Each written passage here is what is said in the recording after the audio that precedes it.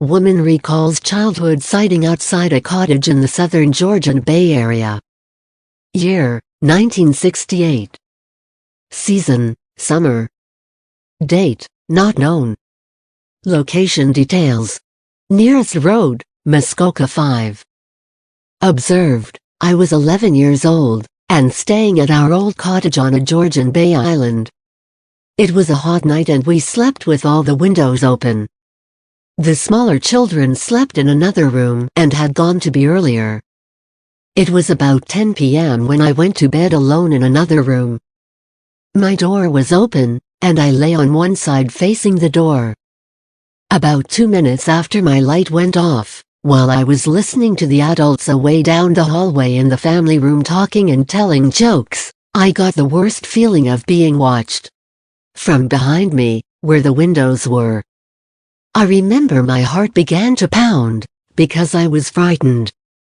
I wanted to run down the hall and get the grown-ups, so I threw back the covers, and whipped around to look at the windows as I got out of bed. There were 3 double casements, all standing wide open due to the heat. In the far left window, between the sill and the open window pane, was a large, roundish head. I saw no features, and there were no hands at the sill. However, I frightened it, because it ducked down and banged its head, hard, on the open window. I heard it clearly. I ran out to get the grown-ups, but they told me I had been dreaming and to go back to bed. I made my dad close and lock all the windows.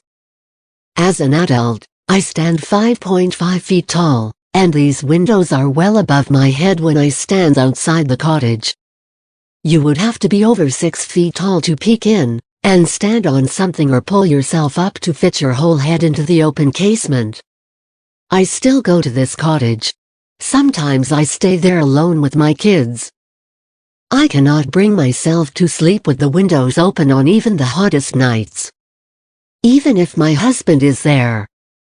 You have no idea how many times I have replayed this incident in my mind. I'm sorry I cannot produce more details about the head I saw. Every year when I pack for the cottage I think of it and am made uneasy. Also noticed, actually, to something strange but more recent. Maybe 3 years ago, at night. In July my husband and I had just gone to bed when there was an awful cry out in the woods, like a cross between a coyote and a bird and ghost, quite long and very loud with several pitch changes. My husband laughed and said he thought that would have scared the voyageurs as they sat around their fires at night. Ha, ha, ha. Well, I grew up in the countryside and I know every animal and bird that lives in the Northeast, and I have never heard the likes of that before or since. Maybe about 2000, I had just turned out my light in the back bedroom when something slammed into the side of the cottage, hard.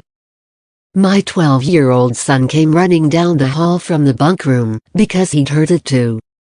Whatever it was hit the side of the house about midway along the hallway. I was scared to death, alone with my kids in the dark, alone on an island, but I told him it was the siding contracting and making a noise, like the pipes when the heat turns on. All the doors in the cottage are glass and they don't lock, so I spent a horrible night. I refused to scare the kids and I let all of them wander all over. Other witnesses, no others. Other stories, no. Time and conditions, about 10 p.m. It was very hot, very still, and humid. Environment, the island is part of the Canadian Shield. The whole area is rough or windswept granite shorelines covered with pine and oak forests. There were large areas of swale inside the island.